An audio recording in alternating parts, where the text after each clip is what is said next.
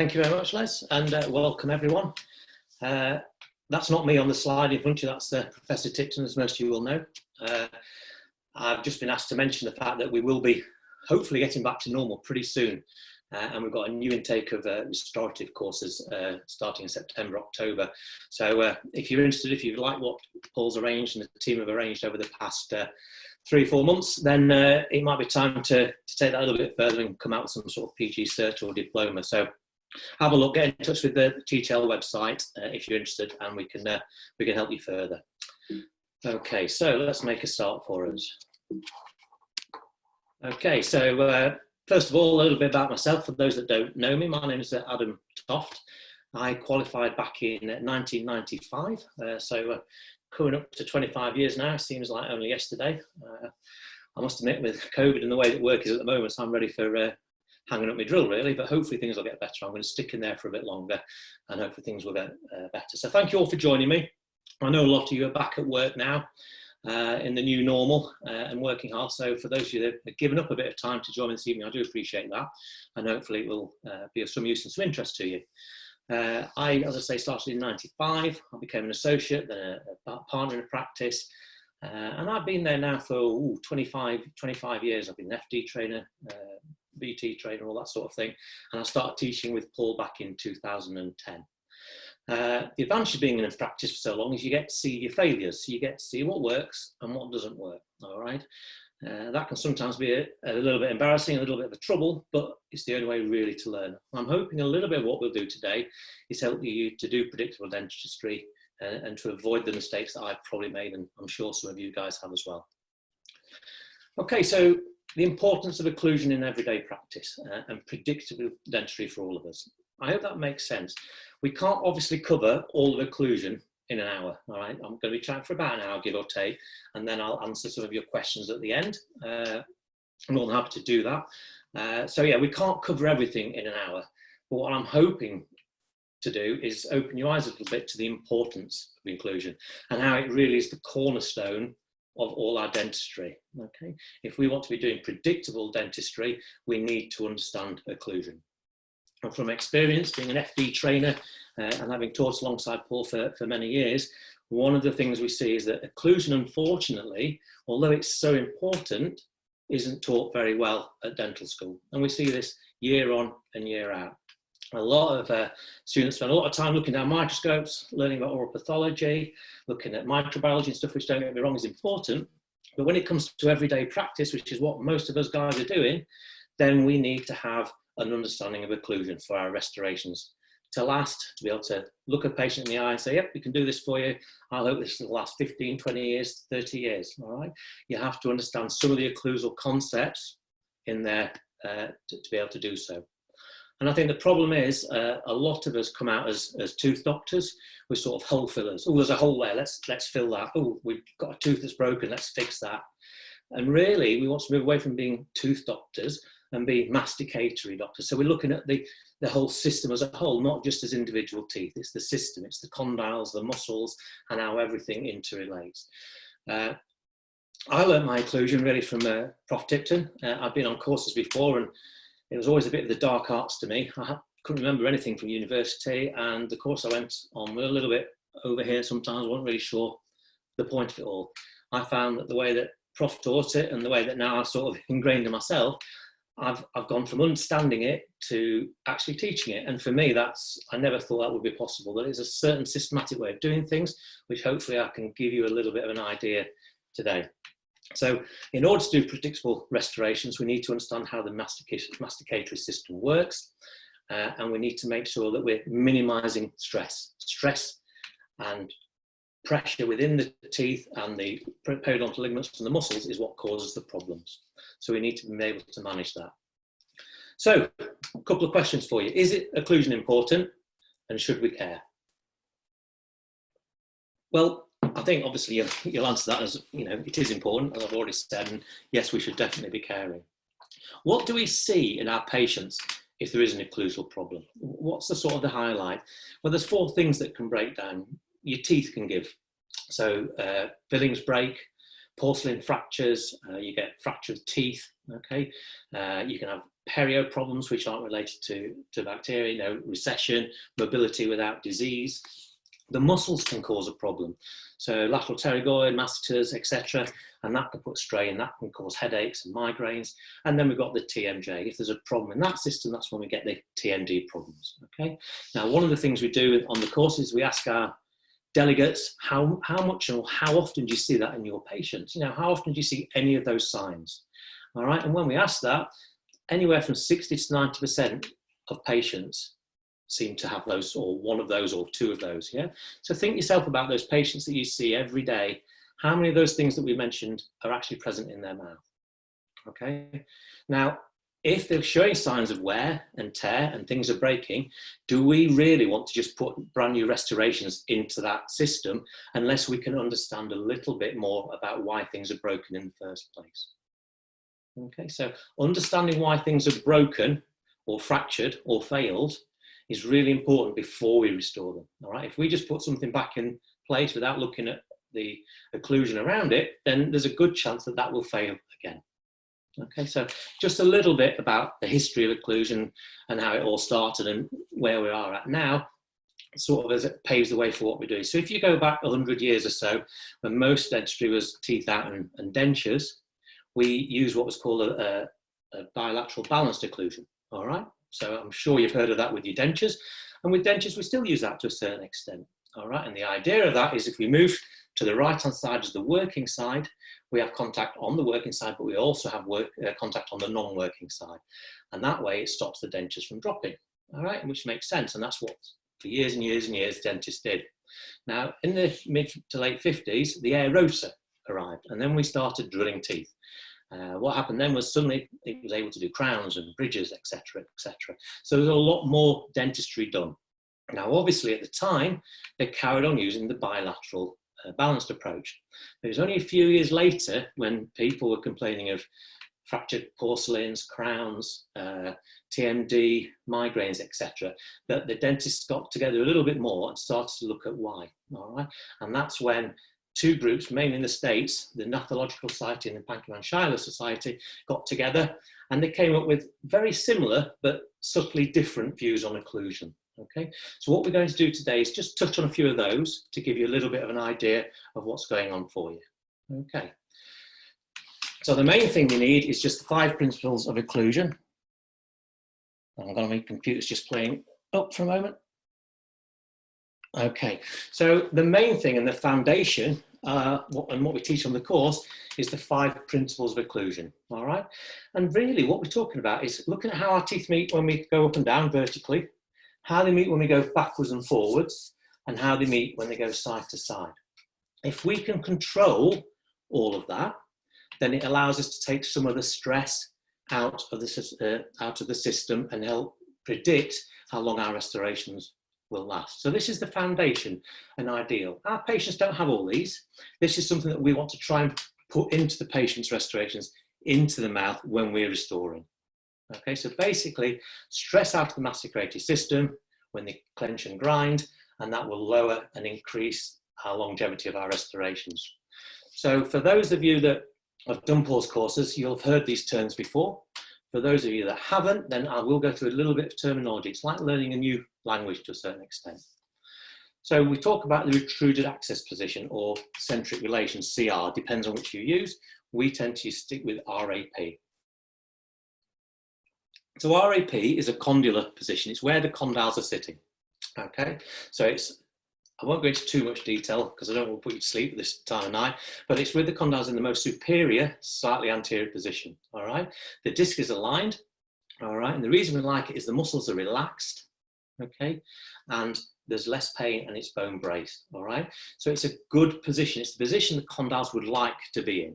Okay, so it's important to us as dentists to be aware of that position and to be able to get patients into that position, to that retruded access position, because it's reproducible.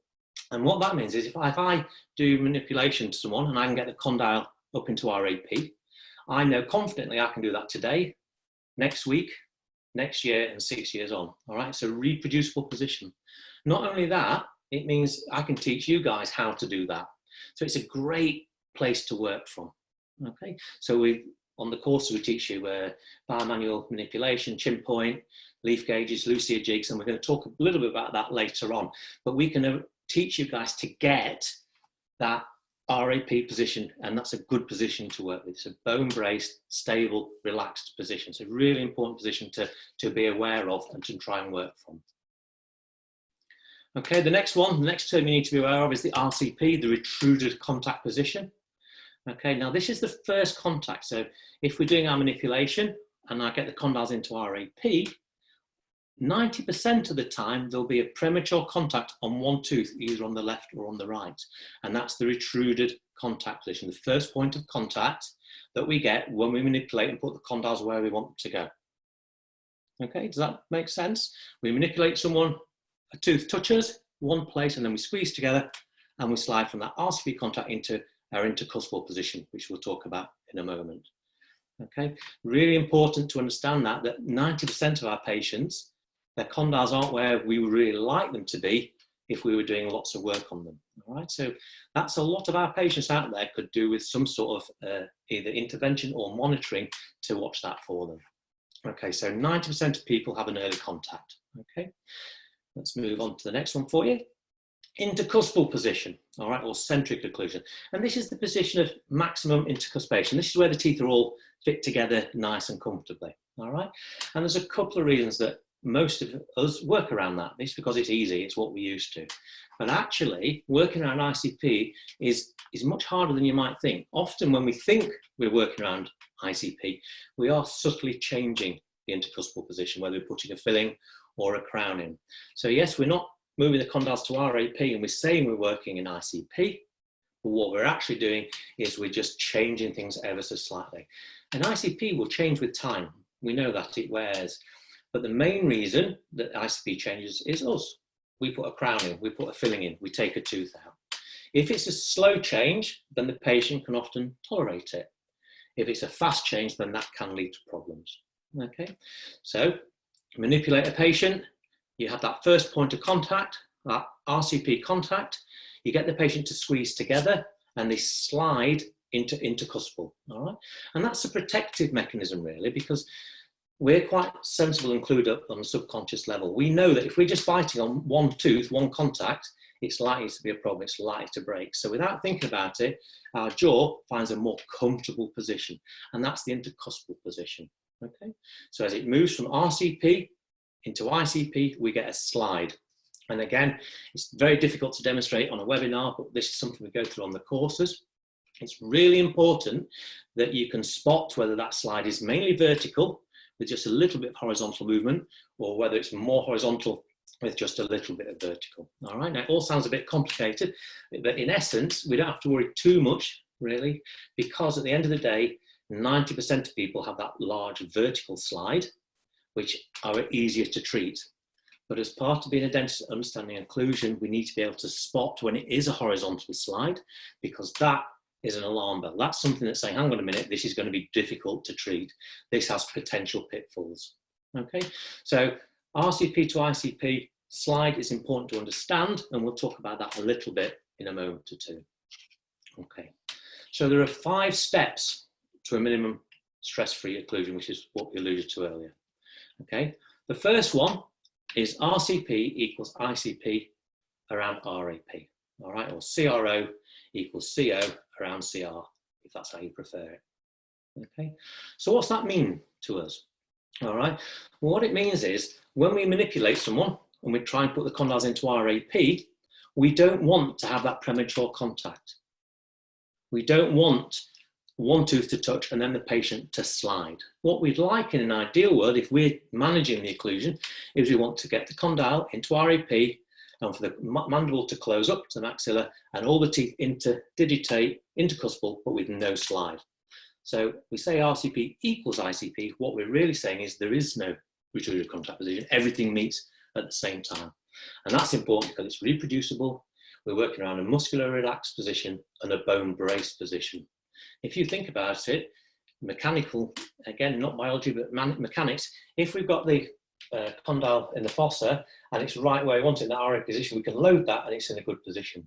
If we're working around an ICP position where the condyle's forwards and downwards, we're loading it on a slope. Now that doesn't make good sense really.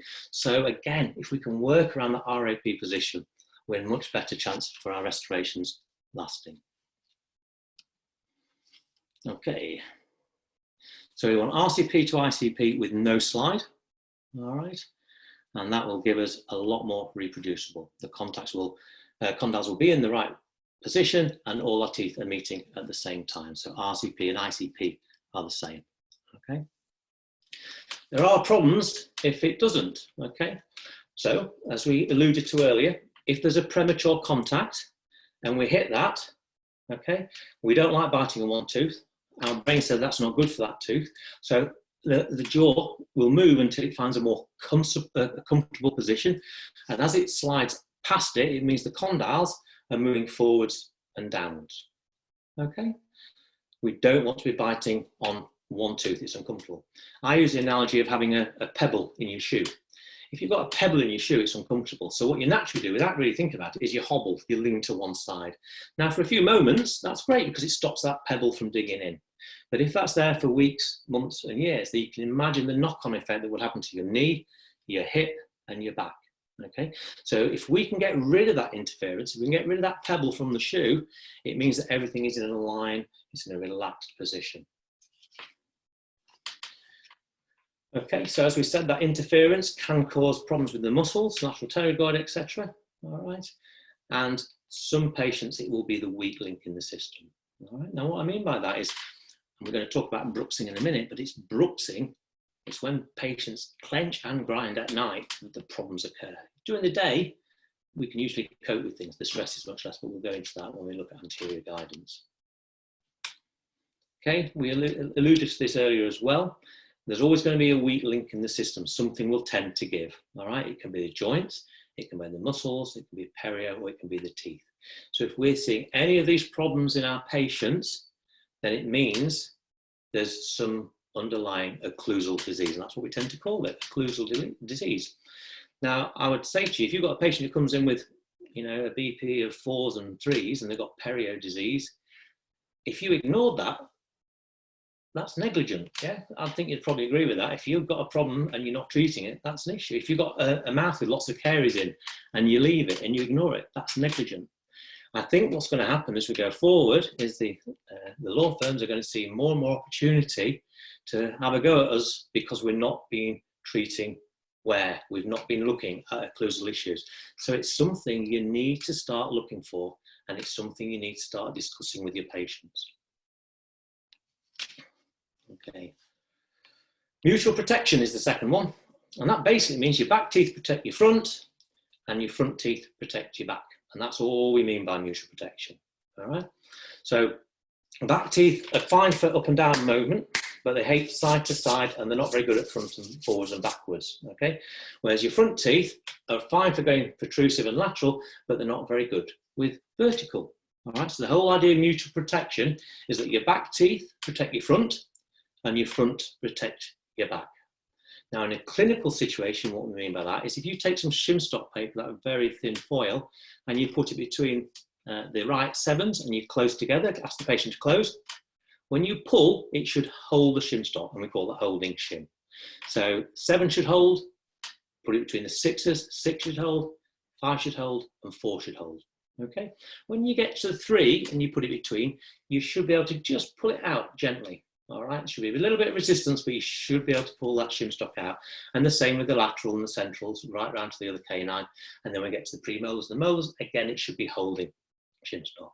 If you then got your patients to squeeze together, what would happen? Okay, well, if you think about it, when you squeeze together, you get a little bit of intrusion of your molars, periodontal ligament gives a little bit. And then when you put your shim stock between your anterior teeth, it locks in, you can't pull it out. So there's a very small change between your posteriors and your anteriors. Yeah, so all it is, as I said before, is your anteriors protecting your posteriors and your posteriors protecting your anteriors. And some of you who've been doing this long enough will have seen, if you've got a patient with very few posterior teeth, what do we often see happening with the upper anteriors? Well, what often happens is you get a little bit of swaying.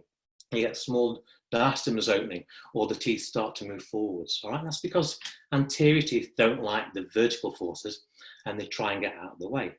Now, this is important to know, obviously, because if you're doing some veneer cases on a patient without really good posterior support, they might look lovely for a while, but then ultimately those little gaps might develop. So again, we've got to make sure as part of the treatment plan, we're aware of the mutual protection and we can do something posteriorly to take the vertical load away from the anteriors. Okay. Okay, let's look at anterior guidance now for you. So what do you guys understand about anterior guidance? All right, the definition that we tend to use when we're teaching is the influence of the teeth, preferably the anterior teeth, over mandibular movements. Okay. Now, question again for you, which teeth? All right, now again, there'll be some people that recommend canine guidance, there'll be some that look at group function. We tend to go down the pathological route where we can and we say canines. Now, canines are great teeth because they have long roots and they're in a good position to do the disclusion. All right, premolars sometimes have to be used and sometimes are used. And again, we go into a lot more detail of when to do what on the courses. So please, bear that in mind. We can't cover everything in a minute. But this is a good time really to talk a little bit about bruxism and a little about mechanics and levers. Okay, so what I mean by that is if I asked you now to clench your teeth together as hard as you can, you usually put on about 30 to 60 Newton centimeters, all right, of force, all right. If I ask you to squeeze as hard as you can and do it for a little bit longer, it's very, very quickly your body says, no, I can't do this, something's going to give, something's going to break, all right. And what happens then is you automatically release. Again, you're preserving yourself. You don't want any damage, okay. Now at night time, you can put on 5 to 10 times more. It can be anywhere up to 300 Newton centimeters. It's a lot more. It's a huge force. I think it's really difficult to try and imagine that force. Okay. The other thing to look at is how often are the teeth in contact during the day? Well, during the day, depending on which paper you look at, it's anywhere from 4 to 15 minutes. At night time, it can be 3 to 4 hours.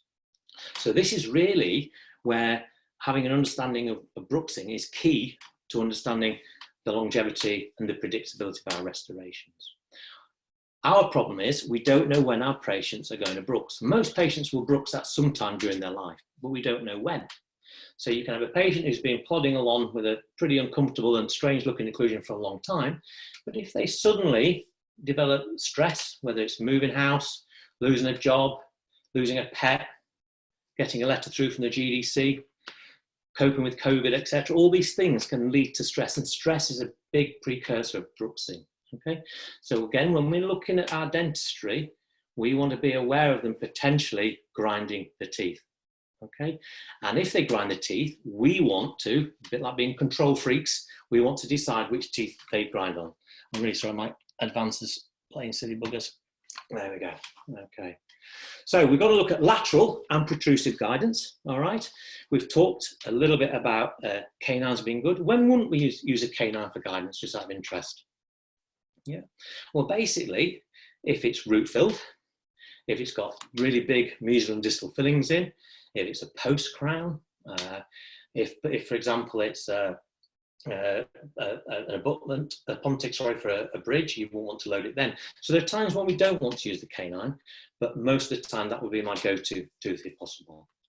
Okay, let's talk a little bit about levers. We've talked about bruxism and how that kills teeth, and we've said about how much we brux during the night. The best way we can manage the bruxism is one of two ways. One is to put a splint in, all right, a proper hard occlusal splint, either a Michigan or a Tanner. Okay, that means when they do brux, they're bruxing on a bit of plastic and not on our teeth and your restorations. But not everyone wants to wear a splint every night. The other thing we can do is we can try and make sure that we dictate where they grind and on what teeth, so we lessen the force. And that's where we talk a little bit about levers. All right, let's move on to that.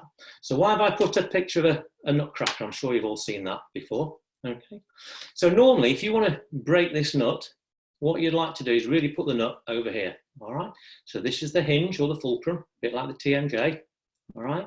These are the back posterior teeth, so put your nut back here, and the masseter's your hand closing it. And we know the forces back here are bigger than they are here. If I try and break the nut in that position, I'm going to struggle all day long to try and break that nut, because this is what we call a class 3 lever, all right? It's not a very efficient lever, and that's what we want in our dentistry.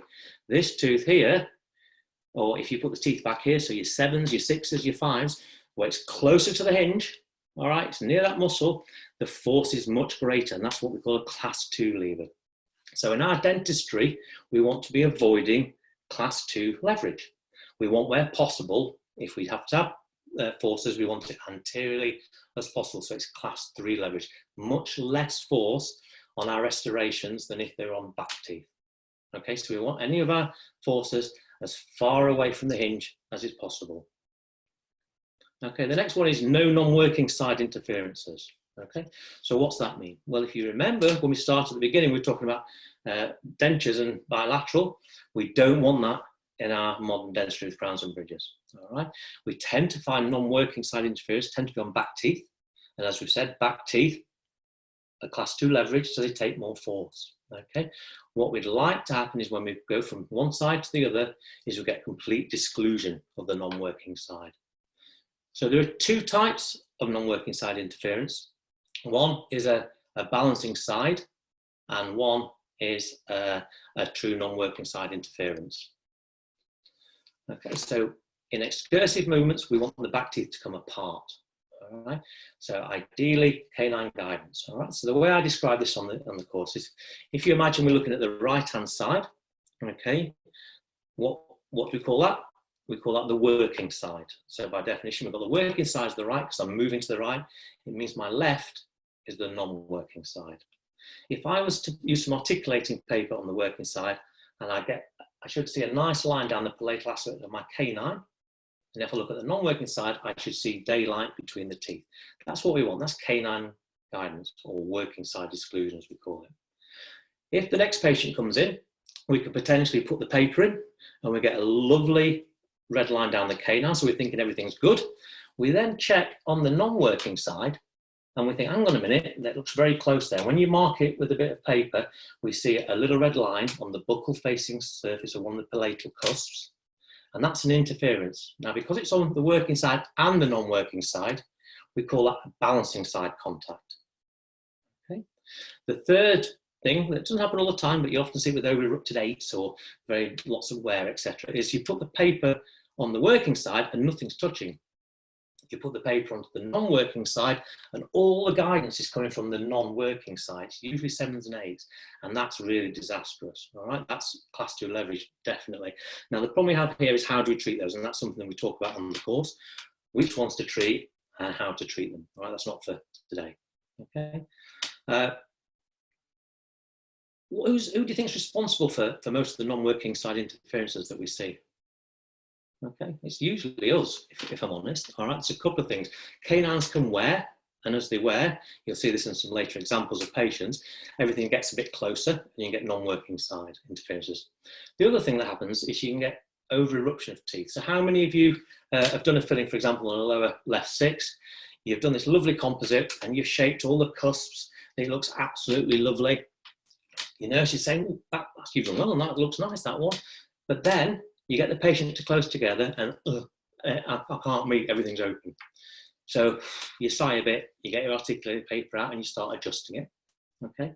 And then you get the patient to close again and they're still catching it, all right? What tends to have happened, if you think about it, the reason you're replacing that filling is that they've either lost a filling or they've got a fracture or it's been done badly in the first place, and what's happened is it's somewhat dished, or there's not a lot of space. So the upper tooth, usually the palatal cusp, will over-rotate into it and it drops down and in. Teeth don't tend to erupt straight down, they rotate. So that palatal cusp can drop down. So what happens is when you ask them to close together, you haven't physically got the space to have that nice occlusal morphology that you want in your lower restoration. So it's really important, understanding the occlusal scheme, that we get used to treating teeth as pairs. We need to look at the opposing tooth. We need to eyeball the level of the cusp. Is there an over-erupted tooth? Is there an over-erupted cusp? All right. And one thing we'd always advise you to do is try and do fillings, not quadrant by quadrant, but opposite teeth together. And that way you can get the occlusal scheme better and more reproducible. Okay, the last one is posterior stability. As we've said, posterior teeth don't particularly like horizontal forces. They're much better with vertical forces. So we want a cusp to foster relationship. We don't want the cusp to meet on the marginal ridge because that forces food down. It can cause teeth to splay, perio disease, etc., etc. Forces down the long axis of the tooth, as we've been talking about all the way through. And we want tripodization. Now, what do I mean by tripodization? A bit like the example with the filling a minute ago. If I've just got one point of contact, my upper tooth is free to move. Yeah. If I have 2 points of contact, my tooth can only move one of two ways. As soon as I have a tripod in there, it's stable, all right, and I can stop that tooth from over-erupting. Okay, and we want stable ICP holding contacts and everything. Okay, so that's the 5 principles, and that's it, guys. That's all you really need to understand, but you need to know how to put that into practice, and you need to be able to look at the nuances of that as we go through. So, what have we got? How to find RAP. RAP is a true axis position, it's a relaxed position, it's a reproducible position, and it's a bone brace position. Remember that? So there's 3 main methods that we look at. One's bilateral manipulation. Chin point guidance we don't tend to use. I'll talk to you about that in a moment. And then we have anterior deprogrammers, Lucia jigs and leaf cages. Again, this is stuff that we do on the courses with you. So I don't know about you guys, but as a dentist, I'm a very hands-on person. I'm visual, I like to feel, I like to see and touch what I'm doing. So it works really well. We have a lecture where we explain all the concepts, and then we have a whole afternoon where we go and look at it. We do manipulations on it, we make Lucia jigs, we use a leaf gauge. So we use all the stuff that we've been talking about, we then reinforce and put into a practical scenario so that it makes sense and it begins to gleam. And what I love about the teaching is you'll often see delegates where they're not quite sure about a concept, but when they start doing it on each other and seeing it, you have that light bulb moment. They go, oh, I get that, I understand now what you mean. And that's great to see. And that's one thing that we find on the courses happens time and time again.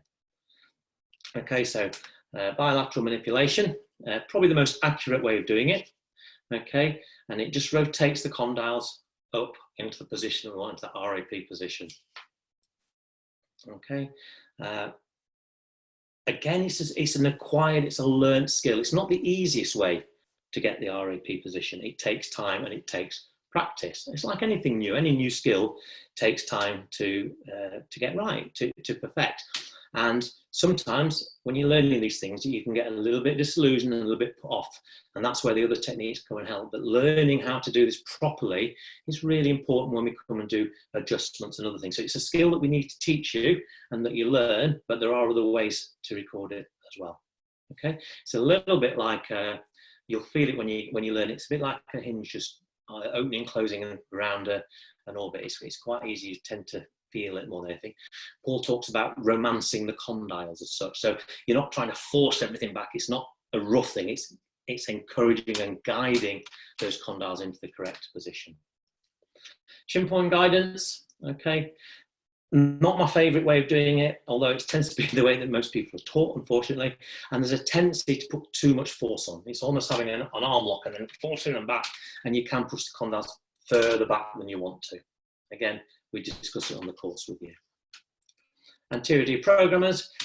So the idea behind this is when we talk about ICP and RCP and stuff, that what happens is you get muscle memory. Your muscles learn that ICP position and they don't want to move out of it, especially on grinders with big muscles. It's very difficult sometimes to manipulate them away from that. So what a deprogrammer does, it breaks up that proprioception. Okay, it stops them having that tooth-to-tooth contact, which they suddenly go, oh, what's happening? The muscles don't know where they're going. All right, so there's a couple of ways we can do that. One is a tongue spatula or a Lucia jig. Again, this is something we can make and show you how to do. This little arrowhead on here is a Gothic arch tracing, so we adjust the Lucia jig so that just one tooth is doing our protrusive and our lateral motions, and the tip of that arrowhead is when the condyles are in RAP position. So if you imagine, once you've made that, it's very easy to put some blue mousse between these teeth at the back, and that will give us an RAP record. Okay, you can get small little acrylic ones, and you just line those with an acrylic or a blue mousse sort of thing, and that will work in the same sort of way, just as a deprogramming. It breaks up the proprioception and allows us then to manipulate the jaw better. I think if you were listening to Ash yesterday, one of the other lecturers and demonstrators course, and he was talking about leaf gauges. Well, this is a leaf gauge.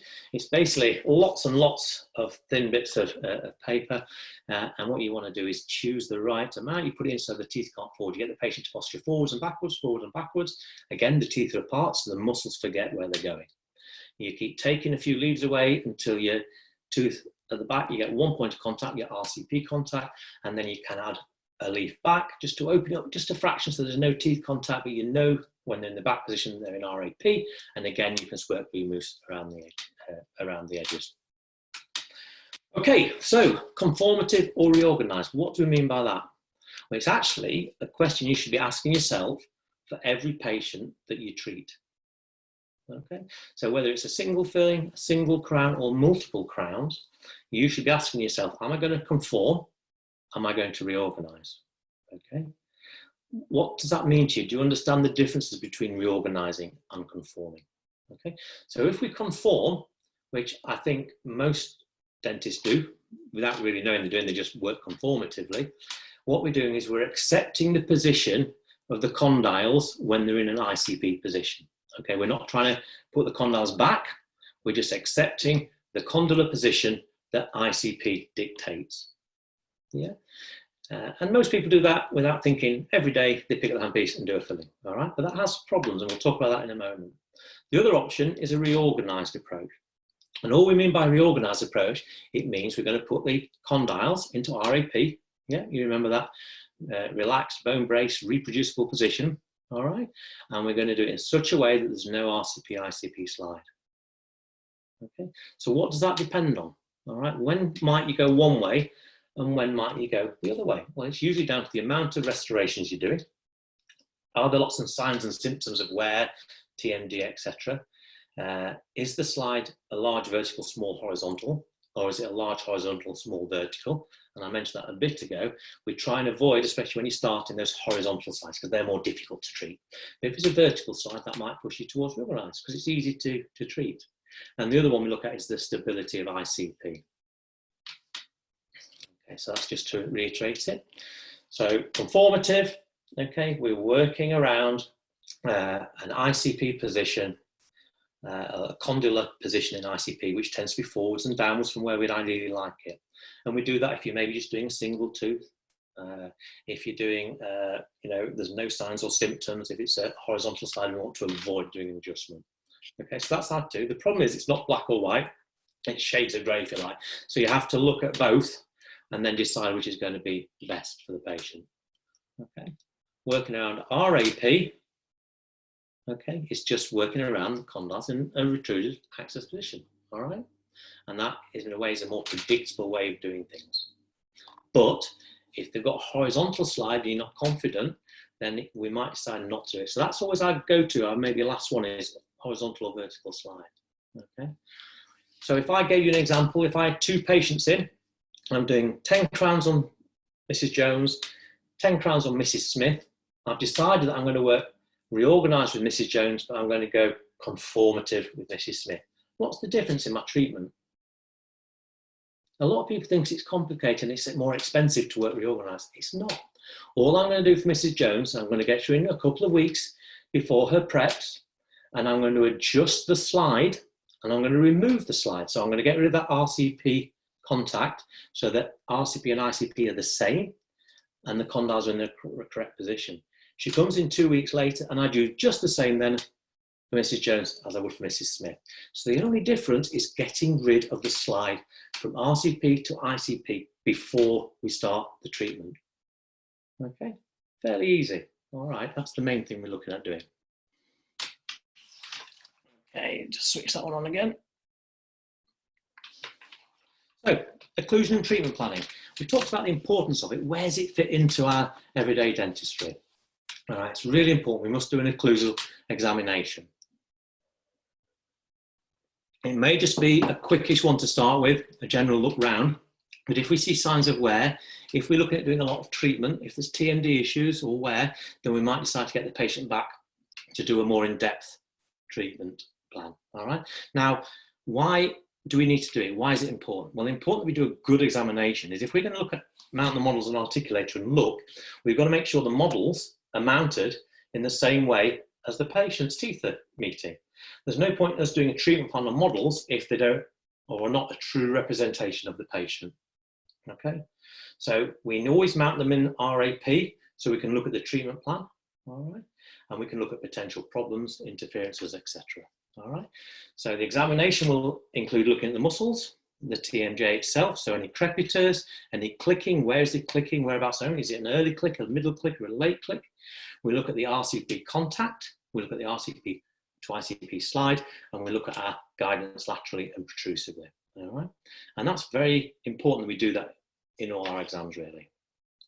We need our study casts, if you remember, all right, because then we can do our treatment plan accurately. All right, it's great sometimes to be able to have photographs and study models on an articulator at home or at lunchtime when you've got a bit of time, and you can then plan your treatment. It gives us so much more information and allows us then to go forward. So the study class, if they're mounted accurately, and that's where the practice comes in and working closely with your technician, you can actually look at that slide from RCP to ICP. You can check it on the models. All right, you can even do trial adjustments on the models before you do it on a patient. So it gives you the confidence that it's maybe just one or two teeth that need adjusting before you move on. Okay, we can look at the occlusal plane. Is it a steep occlusal plane or is it a flat occlusal plane? We like a flat occlusal, or we want a nice, even, low curve of spay, not a steep one, because it means the forces. If you've got a very steep curve of spay, you've got to have very steep anterior guidance to disclude the back teeth, and that's not as good. If you've got a gentle slope, yeah, it's much easier to slide on. It's much easier to slide on that than it is if it's like that. It locks in, like the classical Div 2 type 2. Okay, allows you all those aspects of that. Okay, so what's this? This is an RAP record. This is how we teach you to do it on the course. So we talked a little bit a minute ago about leaf gauges and loose ear jigs and using the blue moose or the bite registration between the teeth when you've got the position. The other way we teach you is an RAP record with Moico Beauty Wax, all right? And that's the case of actually holding that in place and manipulating the jaw into RAP. And again, it's something that we show you during the time. Now, you only really need to mount in RAP if you're treatment planning or you're making a splint. Okay, we're going to talk rat splints right at the very end, but they're the main times that you will do your records in RAP. The rest of the time, you'll be taking your bite in ICP, because if you remember, if you're working reorganized, ICP and RCP are the same anyway. Okay, so again, we'll go through that at the end. Face bows, really important. Again, we go through all that with you. Why do we need a face bow? When should we use a face bow? What's a face bow do? All right. Now, I'm guessing some of you have seen them, and I'm hoping some of you are using them now. All right. But it's just a way of the technician, or giving the technician a little bit of information about how the maxillary teeth are related to the terminal hinge access. All right. It's nothing to do with a bite. It's just to do with how things are located to the terminal hinge access. And again, a question I always ask the delegates on the course is, when should you use one? And nearly everyone says, oh, when you're doing lots of work, lots of units. And that's true. You should be using it when you're doing lots of units. But you should also think about doing it when you're doing single units, a post-crown on a central. Yeah, you don't want protrusive movements when you post-crown. So the technician, if they've got a face bow and a good mounting protrusive record, it just means that when you come to fit it, you've got less chair side, less grip grinding away of the tooth than you would if you'd not done that and you had to do it chair side itself. And I tend to think that our time is more expensive than the technician, so let's try and get them to do as much as we can. If our patients are paying private and good money for a crown, the last thing they want is you to take a big burr and start drilling it around. Yeah, so if we can minimize that, that's better for us. All right. And the other thing I'm a great believer in is if you can start to do good records. I did a webinar on preps a couple of weeks ago. So if you can learn how to do a good prep, you take a good impression, you're sending photos to the lab, you're sending a face photo to the lab, proper lab docket with all the information you want. They're suddenly going to look at that and think, oh, there's a dentist who knows what they're talking about. I better give that to one of the senior technicians. And I would guess that you're building a relationship, building rapport, and you're going to get better work back. Okay, so it's all about getting on with your labs. It's all about giving them the information so that they can do a better job for you, which saves you time chairside, but also will hopefully give a better aesthetic result at the end for the patient. Okay, so that's just an example of face bow. Very important, as I say, for multiple units, but also for aesthetic cases, for wax ups, for splints. All right, we have Prestige. We use the DNR on the course, which are kindly provided by Prestige. So really easy to use. You know, it's what we've been using for years and years and years. Okay, and then you need to think a little bit about or understand a bit about the articulator selection. Now, again, I'm not going to go through articulators here. We're just trying to give you an overview of what we're trying to achieve. So, is this what we want to use for our treatment planning? Well, the answer is obviously no. This is nothing like the jaw. All right, look where the axis is here. We know the TMJs are up here. All right, so this is just no use at all to us. And unfortunately, most of your crowns are made on this. So they're made as if the teeth are meeting like this, rather than at the angle that they are meeting. And that's why often they might fit fine on that, but when you put it in the mouth, there's a high area. Okay, so we need to start to think about using better equipment so that we need, again, have more predictable and less chair-side adjusting things. We've got an average value, again, better than using the handheld ones or the simple hinge. We have our semi-adjustable. Now with the semi-adjustable, we can start to adjust things like the immediate side shift, the progressive side shift, and the condylar inclinations. That all makes a bit of a difference when it comes to the accuracy of our work. Again, not to go through today. We talk about fully adjustable articulators as well and their use and role. So lots and lots of information to be gleaned. And this is starting to up your game. Yeah, this is starting to take you out of, you know, your, unfortunately, the NHS, which is, to me, was, I did my stint, you know, hands up. I tried lots of stuff. Most of it was successful, had a few failures, but, you know, it was a good learning ground. But if you're going to start taking it to the next level, if you want to start charging your patients more, you need to be delivering a better service, all right? And understanding the occlusion, the articulation, the treatment plan is really important with that. Conformative versus reorganised, that's all part of our treatment plan and our occlusal plan, but we've already discussed that, all right? We now then need to be thinking when we're planning is how we're going to get our mutual protection, all right? We know that the back teeth protect the front and the front protect the back. So we need to be bringing that and thinking about that in our treatment plan. How do we get that into our restorations, into this treatment plan? Okay, so what do you see when you look at this? All right, well, obviously you've got some missing premolars here and here. We've got a large anterior bridge. Okay, can you see anything else that might look a little bit strange on there? Okay, what about if we look a bit closer? What can we see here? All right, you see this, you wouldn't expect the shape to be like this, you'd expect it to be more tooth shaped. So what's happened in this case is one of Paul's cases. What he's done is extended the porcelain a little bit back so that when the patient closes together, his lower anteriors meet here, so that when he protrudes, he's got guidance, all right? If he didn't have that there, he wouldn't have anterior guidance and everything would be in class 2 leverage. So there'd be a lot more stress and strain on our new crowns and bridges further back. We want to avoid that class 2 leverage by giving anterior guidance, okay? And that's one way of doing it, okay? Same with protrusive guidance, we need to be looking at that. We want to decide which tooth it's on. So if he's got an upper central that is got a post crown in, we want to try and get the guidance on the healthy teeth. If he's got 2 post crowns, we want to try and get it on the 2 healthy teeth. Yeah. So all the time we're looking at giving as much information to the technician, but understanding what we want at the end of the results, so that we're planning for failure. And we talked about how bruxing causes so much damage and destruction to our masticatory system and to our work. The problem is we don't know when our patient's going to grind, as I said. So it might be you could fit a post crown, okay, and they're fine. But then suddenly they have a stressful episode, they start grinding, and it comes out and it breaks. Okay, so again, if we've got a plan that if they do grind, let's have them grinding on the healthy teeth, not on our restorations, where possible. All right, and there's ways of managing that, which we can go through in more detail. All right. So, for example, if I was just doing a normal examination for a patient and they came in, they might have had that new patient to me, but they might have had that crown for 10 years and no problems. When I do my protrusive, if I find there's a heavy contact on that, I'll tell them, I'll say, look, I'll have a look at your bite. When you slide your lower teeth forward, you're getting a lot of contact on that. Now, that's fine at the moment because you've got no problems, but if you start to grind or brooks, there's a chance that might fail. I can help with that by just shaping the palatal aspect a little bit so that the stress is on your healthy teeth. Are you happy for me to do that? And some will say yes and some will say no, but at least we're talking to our patients and trying to do better dentistry for them. Okay, let's look a little bit about lateral guidance. All right, so again, what we've got here is canine guidance. All right, so again, this is my go-to unless there's big calls, root fillings, posts, etc. All right, but this is what we want. Okay, what do we see here? All right, if you look closely, these are all photos from Paul, so thank you, Tim, for these. we can see wear, can't we? All right, we can see a lot of wear on this canine tooth here. All right, what's that going to cause, do you think, going forward? What's the problem with that? Okay, so we see this a lot in our patients, okay? And I've seen this a couple of times when I was first started practicing. I had a patient who I inherited that had a post-crown on a premolar, and I think it had been in 4 or 5 years, no problems at all. And then one day they'd come in and it's come out. So typical dentist, clean it up, clean the tooth up and put it back in, all right?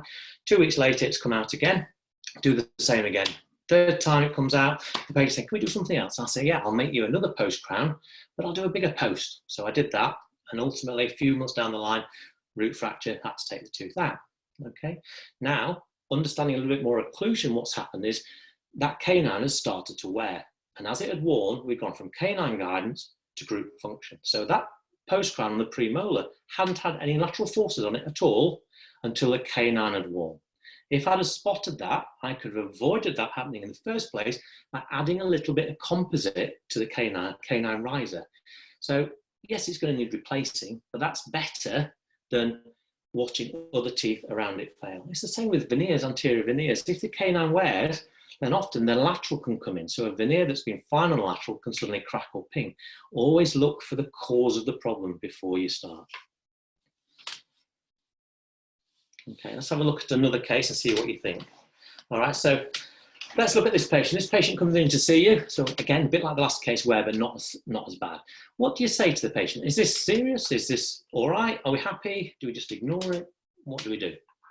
Well, my first question is, how old is the patient? Okay, if the patient is 84, I'm not overly worried.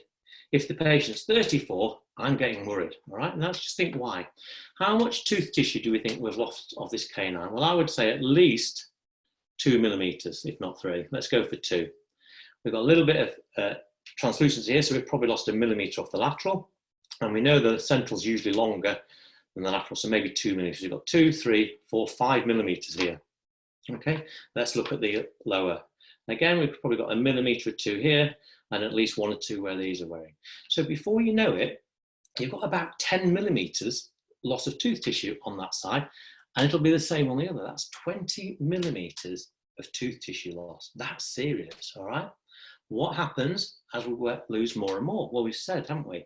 A, you lose your canine guidance, you can go to group function, but more importantly, we alluded to this earlier, we can get non-working side interferences, and that can be really problematic for patients.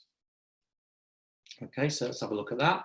If this is left untreated, then it's not long before this sort of things happens, all right? Okay, so, you know, avoiding this is all about spotting the problem early, treating the problem early. Okay.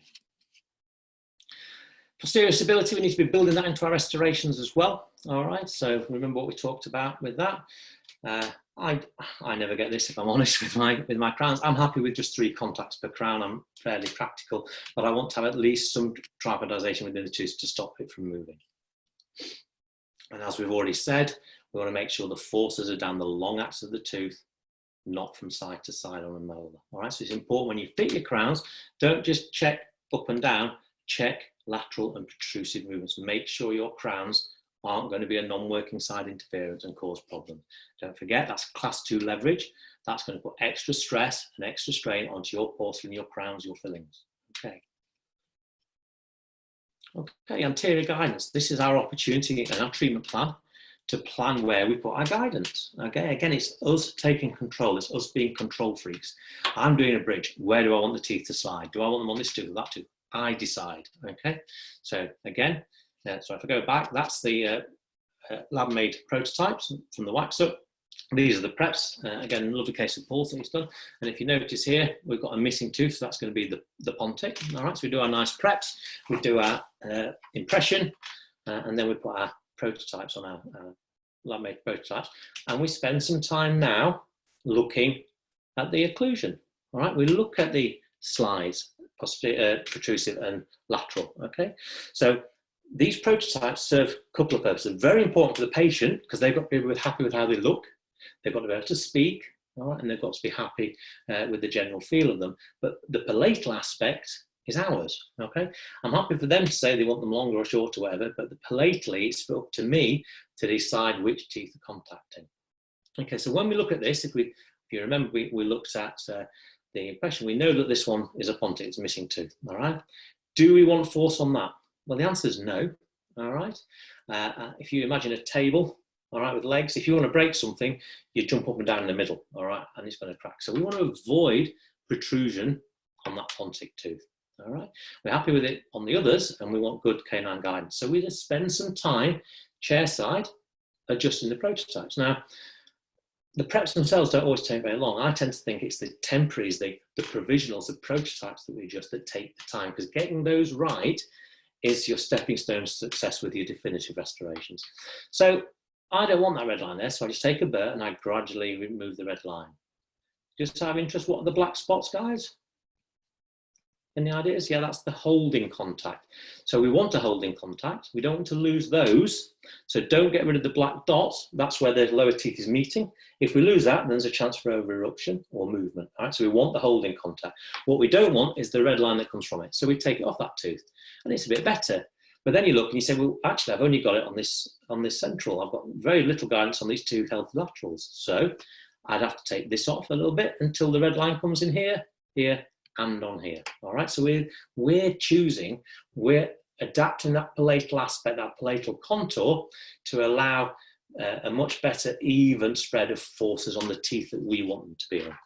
If you look at the guidance laterally, we've got little marks on the premolar, so let's adjust those a little bit. Let's thin out these lines so we've got a nice, neat disclusion.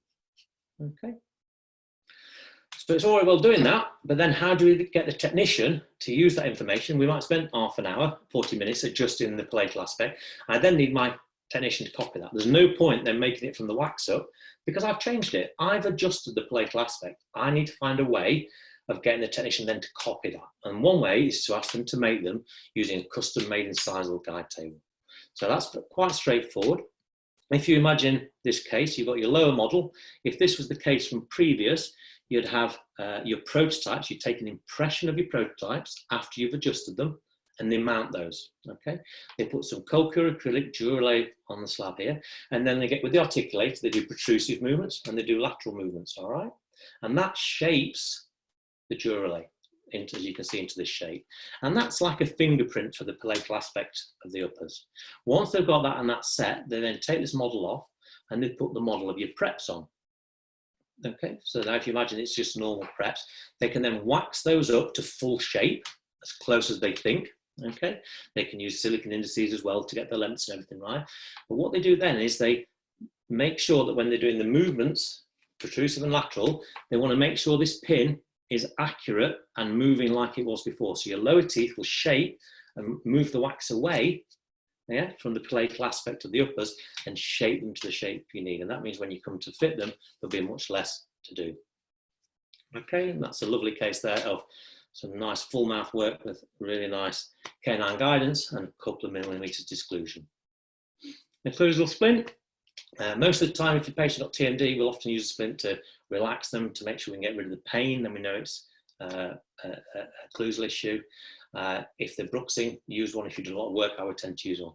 We tend to use a hard occlusal splint. All right, there's been a lot of talk about soft splints, anterior splints, etc. But we found that hard splints tend to work the best because we can put the 5 principles of occlusion onto that bit of plastic. So again, on the course, we get you to make one. One's made for you, and then you fit it on each other, so you get an experience of fitting it. And what you're trying to do is it's made so the condyle's in RAP. Okay, it's made so that there's mutual protection. It's made so there's posterior stability, and it's made so there's no non-working side interference. So it frees up everything, and it makes a stress-free environment for the mouth. Okay, and I quite like this slide. This is, again, I first saw this with Paul, but one of the big occlusionists said that one night of bruxing is equal to a lifetime of chewing. And I think that's very true. With the forces and the amount of time that you get with bruxing, you can have all sorts of problems if you don't manage the bruxing, put it on the teeth that we want it to be on. Okay, so start to improve your work, guys. Start understanding occlusion. It might be that you've got a bit of a flavour from it today and you want to know more. for those of you that have done the courses and already understand it, start pushing it into practice. Yeah, don't shy away. Start looking at all your patients. Okay, so design your restorations in that improved way, thinking about the 5 principles. All right. If there's an interference, what will happen if we remove that? Now that's another example. How many of you have done a crown prep, for example, an upper 5 or an upper 7, and you've done your depth cuts? We talked about depth cuts before and getting the inclination, everything right, and you've done a lovely prep. You get the patient to close together, and you go, oh, there's no space. I know there was because I did my depth cuts. Where's my 1.5 mil gone? And suddenly that tooth is touching. Well, what you've done without realising it is you've prepped your RCP contact, that retruded contact position. So you've done an occlusal adjustment by doing your prep, but not knowing you've done it. So what's happened is then it's allowed the condyles to see upwards and backwards, and the space is closed. All right, so I always make a note in my examination, which is the RCP contact, so that if I'm going to come and crown that tooth, I know that things are going to happen, and what I'll do is I'll adjust that attachment, early contact first, rather than do it afterwards and when the space is gone. All right. When we talk about adjustments to the delegates, everyone shies away from an occlusal adjustment. We're not on about equilibration and getting rid of everything. We're just talking about a simple adjustment. Now, if I said to you, do a crown prep or do a filling, you're quite happy picking your drill up and taking 2 millimeters off the height, for example. We're talking often in these cases microns. So as long as you can see the difference between a large vertical, small horizontal slide and a large horizontal, small vertical, so you pick which ones to adjust. 90% are vertical, and they're easy to adjust. You're not getting yourself into too many problems. So again, we give you hopefully the confidence to do that once you've been on one of the courses. Okay. Again, make sure you're trying to get a good ICP in place to stop rotations and non-working side interferences. And as I said, think about removing the interference, but make sure you know which tooth is going on. Again, just from experience, I've had patients in before where they're coming with a broken tooth. I've done a filling. They come in 3 months later and one's broken on the other side. I fill that. And it's just one of the things. People go, oh, I'm breaking down. I don't know what's happening to me. Well, often, if we're honest with ourselves, I've probably done a filling and I've changed the RCP contact. Now, if it's changed to a healthy tooth, I'll be fine. If it's changed to a root-filled, heavily filled tooth, then there's a chance it will break. So be aware of that. And again, if you're not sure, do it on models and plan first. So it's the sort of thing that will give you confidence to do with on the courses. So just to finish, what may have happened here? All right. And as I said earlier, if there's something bad at the back or it's broken at the back, I would always suggest trying to look at the front to see the cause. So in this case, what could have happened is potentially that the canines have worn. So if you haven't spotted that and you just restore that, how long do you think your restoration will last? Well, probably not very long. You need to be looking at restoring the canine first as well. And again, we've talked about this already, but if that's a post-crown, if the patient's grinding and bruxing on that, it's going to come off. So we need to be aware of that. All right, we want to put the bite onto the teeth that we want. Yeah, so it's all about managing up and down forces, managing side to side forces, and managing forward and back. Yeah. Avoiding class 2 leverage, taking the forces as far away from the hinge as possible. Lovely. So big thanks to Paul for some of his slides there, and thank you to you guys for listening. I'll try and answer some of your questions now. So if you just bear with me while I stop sharing that. That should go off. No. Are you there, Les? I seem to be struggling to stop sharing. Yeah, you've stopped sharing, Adam. Yep. So is my screen not on? Yeah, your screen's not on now. All right. Okay. Let me find out where. Just go Zoom to the. screen is now. Do you want to read them out? Are you okay with them? I'm just trying to find where they are, mate. Just bear with me. Yeah, I've lost. I can't see anyone or the questions at all. So sorry, I don't know where they've gone. Right, the first question, when fabricating the Lucia jig, does it to be thick to allow the first contact at the back, or should the Lucia jig separate all teeth out of occlusion? Okay, that's a really good question.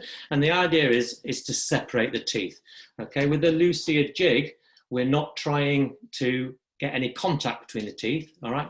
It's actually an RAP position. It's the position of the condyles we're trying to locate, not the RCP contact, okay? So the Lucia jig needs to be big enough that the back teeth aren't touching. All right, that is actually one of the problems with doing a Lucia jig, in the fact that oh, I'm going to think I've found you again here, guys. So yeah, one of the issues you can have is that if your Lucia jig is too thick, then there's too much space posteriorly.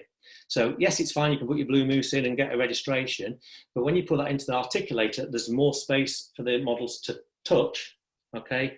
And as such, there's more room between them as such, so it's not as accurate. Whereas using the Moico Beauty Wax or a leaf gauge, you're much closer. You're actually in RAP, but the teeth are almost touching, so it's a little bit more accurate like that. Next one, Adam. Do you use deprogrammed? Please guide us more about it. Okay, so well, when you say deprogrammed, I presume you mean a deprogrammer.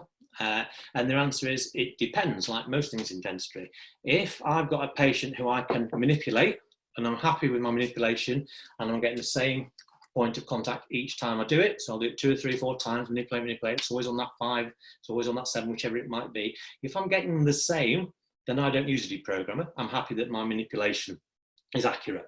But that comes with practice. It takes time to be able to do that. So if you're struggling to do that, or if you've got a patient who's maybe a bit of a bruxer and it's difficult to manipulate, then often I will use a deprogrammer. And that's where something like a leaf gauge is ideal. All right, it's really easy, really quick to use. So hopefully that helps with that one. Next one is from Shyster. Hi, Adam, great lecture. These 3 questions on here. 3 questions. Yeah, go on. Yeah. The first one, does bruxing occur during REM sleep? Okay, I'll be honest, I don't know the answer to that. I think there's been some research on that. I'd have to check on that and I'll get back to you and let you know. If you think about it, it happens for 3 to 4 hours a night. And I don't think people are, if you look at your Fitbits and stuff, your REM doesn't last for that long. So I would say yes, probably, but also during other parts of sleep as well. I can actually see the questions now, Les. I managed to find the screen, so I'm fine. Do our fraction lesions occur on teeth typically in guidance or interference? It can happen on both, really. Interferences, if you think about it, they tend to be non-working side interferences, and that's usually further back and more class 2 leverage. So yes, you'll see it in that, but also in guidance. And the prime example for that is if you're trying to put a composite buccal filling in, a class 5 filling, and they're always forever popping out. If you look at the excursions, you'll often find that it's either part of the guidance or, as we said earlier, it's a non-working side interference. So if you spot that first and you can adjust that a little bit before you do your filling, there's more chance of the filling lasting longer. Being interference and stuff. Again, clicking jaws, again, it's a whole topic on its own, and I know you listened to Paul on numerous occasions talking about this. Yes, often depending on where the interference is, it can cross over to the other side. So yeah, that can happen. That's not a problem. Next one. We're going to able to. Yes, as far as I know, once we finish the recording, they are sent out, but only for a week or 2 afterwards. They're not there forever, as it were. I mean, there's a lot of information we've been through, so watching again is really useful. But again, I would urge you, for those that are interested in knowing more, is to think about courses. And I think the slide earlier, we're doing them in Manchester, Birmingham and London, all starting in September, October time. We're going to be doing weekdays and weekends. And I'm hoping, this is for you guys in Dubai, but we're hoping to be back in October. So we've got a course that's ongoing that we're going to pick up on, and hopefully we've got a new intake, a new cohort of dentists. So there's a few options there to join. Next question, do you occlusively adjust all your patients prior to elective treatment? Cheers, Tom, that's a really good question. Again, it depends. There's no reason not to, but it's a bit like fissure sealant. Some dentists fissure seal every single tooth and others don't. Others will watch and wait. So if I've got a patient who's asymptomatic, they have no problems, no clicks, no pain, no wear, no nothing, but they've got an RCP contact, I might not adjust it. But I'd make a note of it so that I could if things start to deteriorate. Ideally, if it was a vertical slide, there's no reason actually that I shouldn't adjust that anyway, all right? Because that's then preventative, it's preventing problems from happening down the line, okay? So yes, I do an adjustment. If the RCP contact is on a tooth that I'm going to crown, I will adjust it. If I've got a bigger case and as this we look to the reorganising conforming, if I'm going to reorganise, then I will do the adjustment before. So again, I'm sorry to be vague, but it depends, all right? And again, it comes a little bit with experience. But adjusting a vertical slide, if it's a large vertical, small horizontal slide, it only usually involves a couple of teeth, and it's usually 10 minutes, 15 minutes. And it's not, you know, it's not a miracle. All that patients will say is, oh, that feels better. So all you do is you manipulate, so you get the condyles into RAP with the paper in, your nurse holds the paper, and you see a little round mark, take that away, put the paper in, it's moved to another tooth, a little, and it's 2 or 3 or 4 adjustments, and it's back to normal. Now, we do these on the course for some of the delegates, and the last one I did, I looked at, oh, that's a big slide, and I thought it might take a few adjustments, and it literally took 15 minutes, 4 or 5 adjustments, and suddenly the patient went, oh, that just feels so much easier straight away. So it does have an impact. So if you've got a patient who's aware of it, then yeah, I would talk about that. Again, it comes with confidence. I think that's with all aspects of dentistry. If you understand your dentistry, if you understand the theory behind it, if you've learned the skills to do it, then patients aren't daft. They pick up on if you know what you're talking about. So if you can have a proper conversation with a patient, explain the potential problems and the risks and benefits like we have to do with all that treatments, then yes, I would potentially look at doing that for you. Audrey, what's this one? When doing bimanual manipulation with both hands whilst standing behind the patient, how do you see and a fine RCP? Okay, well, first of all, I don't do it standing, all right? When we're on the course, we teach the dentist to be sitting at 12 o'clock at the patient's head, and the patient is totally flat, okay? We then get the patient to put the head back, put the chin up in the air, and then I manipulate. Now, don't forget, the paper there and marking the RCP contact is really to confirm what you will hopefully feel and see. So we said earlier, manipulation is a learnt, it's a touchy-feely way of doing things, and you will feel it, and you'll often feel the contact before the patient. It's not something I'm looking at, it's a feely thing. So I'll often get the patient to say, look, as soon as you feel a tooth contact, put your hand up. All right, thank you. Is it left or the right side? Oh, it's over here. Let's do it again then. Same tooth? Yep, same tooth. Let's do it again. Same tooth? Yeah. Does it feel like the front or the back? Or it feels back here? Okay. What I would then do is I would get the patient to open, I would dry the tooth. What do you think I might see on that? Say it was on a 7. What might I see on the 7? Because it's an RCP contact, yeah? An RCP contact is interference. So they're hitting and sliding, hitting and sliding, hitting and sliding. So what you'll see is a little wear facet, a little shiny mirror wear facet. So to me, I've tapped, it feels up there, I can see a wear facet. I then get my nurse to put the paper in. And the paper there is to make sure that what I felt and what I've seen in the mouth is all the same. Okay, does that help with that? So you'll see it, you'll feel it, you'll see it on the tooth, and then you can use your articulating paper to mark it up to confirm what you suspect. Okay, is it possible to get the lab to send a face bow to use, or should the dentist buy one? If doing an anterior post crown, would you recommend sending face bow and RAP record? Okay, so good question. If you've got a good lab, most labs will either lend you or hire you a face bow and an articulator. Now, it's important to use the same face bow as the articulator they're using. What we encourage the dentists on the course to do is to buy a face bow initially, and then, if need be, get an articulator slightly later, because the face bow, you only need one face bow, you can buy lots of the jigs. And again, we go through that on the course. Certainly, for a post crown, I would be looking at the bite. If they're hugely class 2, Div 1, and there's nowhere near, then no, you know, I'm not worried about the bite. But if I'm looking to get a good result where there is going to be guidance on it, then I will do a face bow, because the face bow isn't just for the mandibular movements, it's also for getting the planes and everything right as well. So I think a face bow is a really good option, and they're not expensive. You can get them on eBay or go to Prestige, they sell them all and that sort of thing. And then your next question was, would I do an RAP record? Well, I only do an RAP record when I'm mounting models for studying them, or when I'm making a splint. Does that make sense? So this is a little bit confusing. I don't want to spoil what's hopefully been fairly simple. But if I'm working conformatively or reorganized, either way, I'll do my bite in ICP. Now, if you understand that statement, you'll understand occlusion, what I've been trying to say.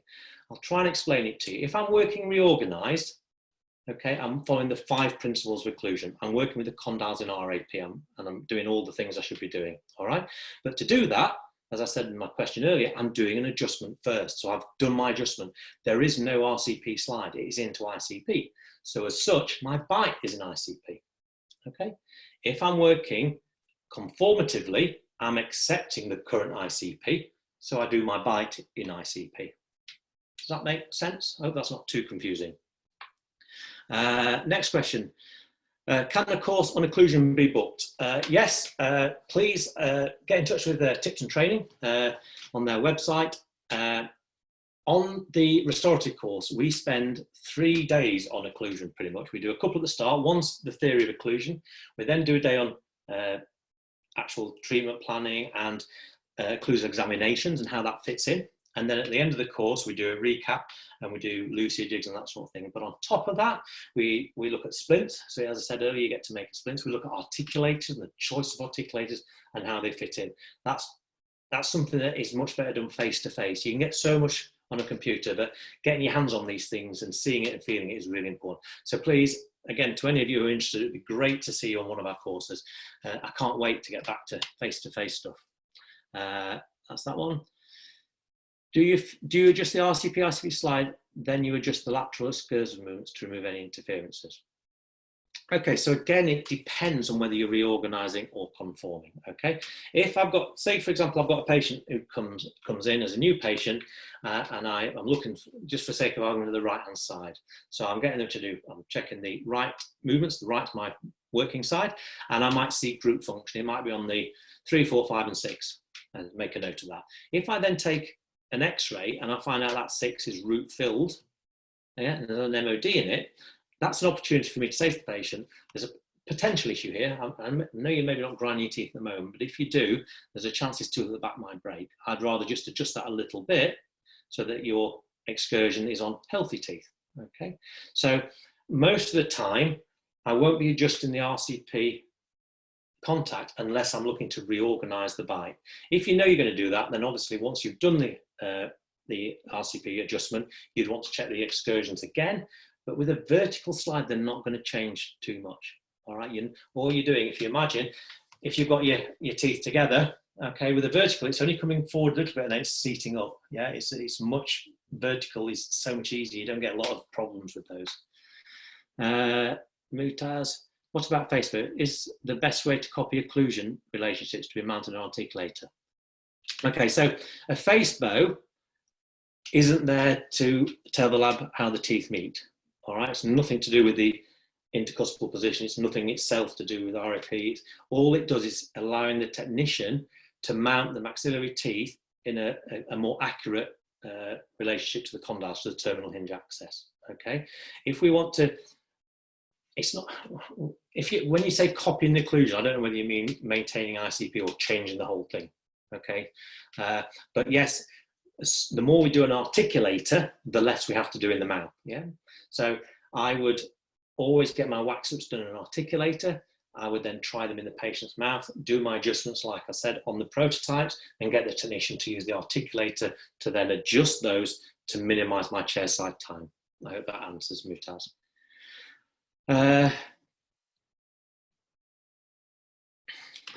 Thank you, Audrey, for that one.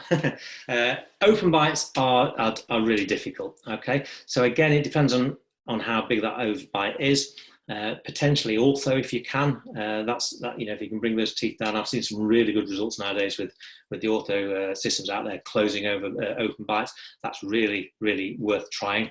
If you can't get contact, okay, then posteriorly, you've got no anterior guidance. So yes, you're potentially looking at an issue and problems down the line. I've got a few patients like that with sound teeth and they're okay, but I know at some stage they may not be. So if they start showing signs of wear or I'm worried, then obviously I might be doing a splint for them. Okay. Adam, I think there's a couple of questions on chat, please, if that's okay with you. Yeah, okay, let's just go to chat, sorry.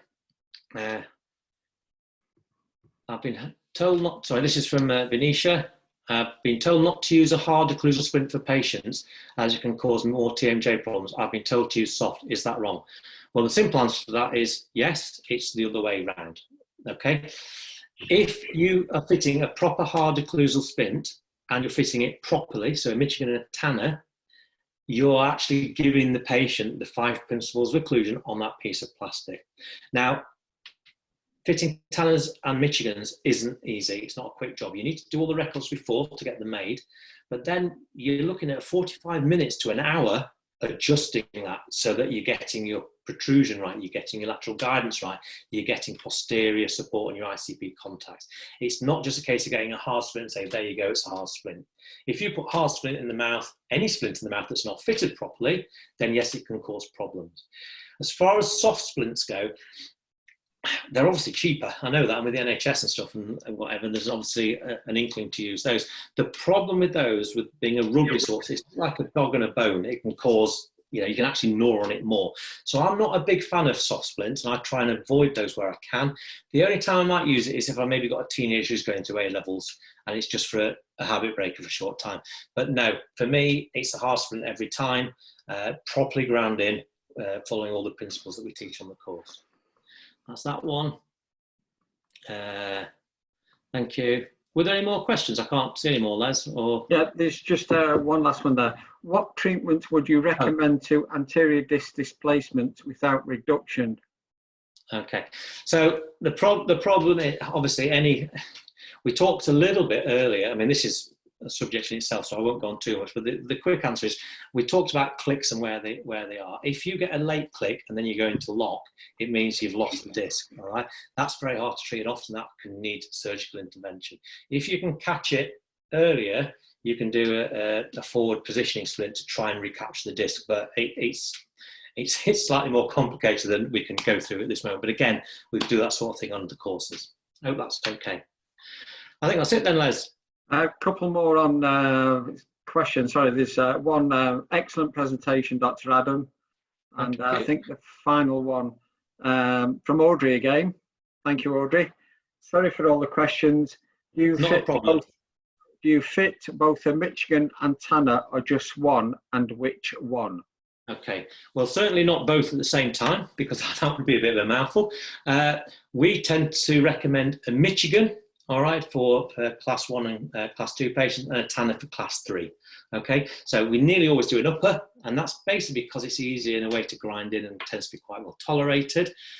We tend to use a lower, a Tanner appliance if they're class 3, or if there's some missing teeth in the lower. So say you've got, on one side you've got 4, 5, 6 missing, but you've got teeth everywhere else. I would rather have a lower, so then you've got more equal spread of posterior teeth than anterior teeth. So yeah, Michigan or Tanner, whichever your preference is. I tend to go for a Michigan unless they're class 3 or there's missing teeth.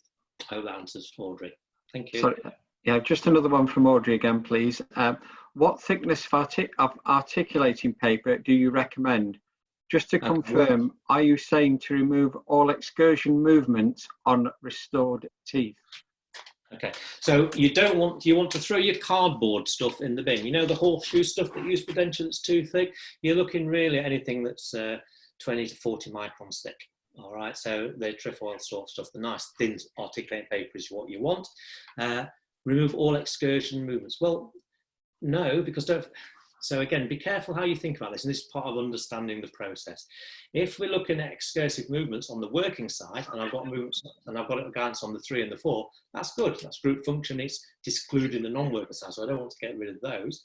What we would look at getting rid of is any balancing side contacts. All right. Now, there's different ways of getting rid of balancing side contacts. One is to remove the little line. All right. The other is maybe to add to the canine tip, or a combination of both. So would I do it every time? No, not all the time. It depends. Have the patient got symptoms? What tooth? Is it a healthy tooth that they've got the balancing side contact on? Can I add a little bit of composite to the canine on the working side to get rid of that? If it was a root-filled tooth with a big filling in it, then yes, I might look at adjusting that tooth a little bit. Again, if it's a root-filled tooth, I always look at cuspal coverage anyway. So I'll be looking to do cuspal coverage. And then when I fitted that, I would make sure there was no excursive or posterior excursive movements on there, because it's class 2 leverage. It's that nut near the hinge. I hope that answers that one. And I think probably the final one for the evening, please, Adam. Hi, Adam. Great presentation. Thank you. I'm a bit confused now. Do you then register the bite just on ICP after adjusting the RCP? Okay, Hussein. I'm sorry if I confused you. That was not my intention. I've been covering a lot of stuff. So, do I register the bite? When you mean register the bite, do you mean for a crown prep? Yeah. When I'm registering the tooth for a crown prep, so say I've prepped the lower left 5. Okay, I've done the lower right 5, that isn't it? Lower right 5, I've done a crown prep, and I'm wanting to send the information to the lab about the bite. Okay, if I've decided to work conformatively, I do my prep, I put a little bit of my bite registration, a little bit on the 6, over my 5 prep, and a little bit onto the 4. I don't take it all the way around, I just do the prep, and that's getting the patient to close into an ICP position. Okay, so yes, I've done my prep and I've recorded it in ICP. If I'm going to work in a reorganized approach, all I do the week before is I get rid of the slide so that RCP equals ICP. They're the same, they're coincident. So then I do my prep and I do the bite in just the same way in an ICP position. I hope that explains that one for you. If there's anything that you can think of that you want to ask, then please feel free to email one of the guys at Tips and Training. I'm more than happy to get in touch with you and answer any emails. And hopefully, if nothing else, I've stimulated your enthusiasm and a little bit of thirst for knowledge around occlusion. So it'd be lovely to see you at some stage face to face. So thank you very much, guys. Thank you, Adam. On behalf of Tips and Training, another excellent presentation. Thank you, everybody, for attending. Good night, and we would like to welcome you to any courses in the future. So thanks again for attending. Thank Cheers, you, guys. Adam. Bye-bye. Thank you. Bye. Bye. Thank you.